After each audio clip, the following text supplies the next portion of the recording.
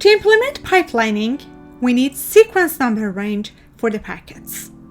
Let's assume the number of bits that provide sequence numbers in a packet is k, providing us the packet sequence numbers of 0 to 2 to the power of k minus 1.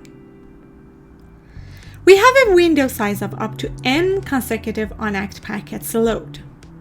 In this way, the sequence of packets in the sender could be shown as those sent and acked, which are shown in this figure in dark blue, those sent and unacked, which are light blue and are starting from a pointer called base, those that are within window size n from the base, that are not sent yet, but since within window size could be sent.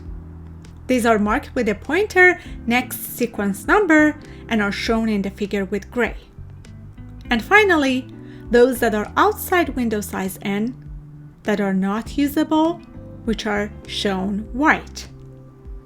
In go back n, when timeout happens for packet n, that packet and all packets with higher sequence numbers in the window will be retransmitted. In go back n, when data from the upper layer arrives using RDT send, the sequence number is checked. If the sequence number is not within the window range, it will be refused for now. But if it is within the window, the packet is made and sent. And if the packet is the first unacknowledged packet on the fly, the timer is started. If timeout happens, all the unacknowledged packets on the fly will be retransmitted. If a packet, like an ACK packet, is received but is corrupt, nothing additional will be done and the wait will continue.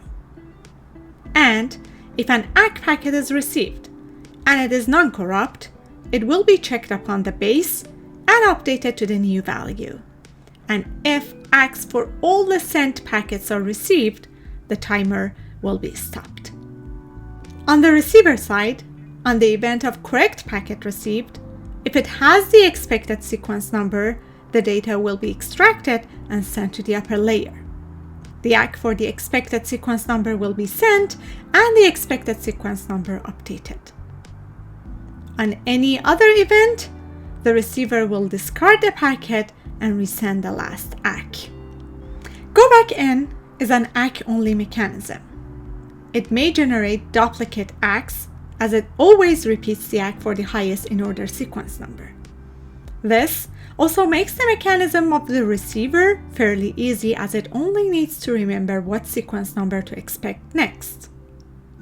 In the event of out-of-order packets, as we saw, the packet will be discarded and the last in-order sequence number will be acknowledged.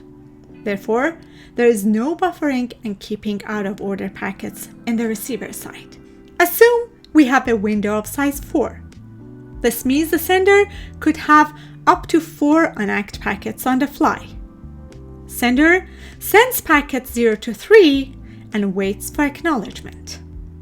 If a packet, for example packet number 2, is lost, but packets after received, packet 3, 4, and 5 will be discarded, and the acknowledgements from the receiver will keep acknowledging up to packet 1, which is the last in order received packet. When the timeout for packet 2 happens, the packets from that sequence number will be retransmitted, and when received properly on the receiver side, the ACKs will also begin to reflect the increase in the sequence number.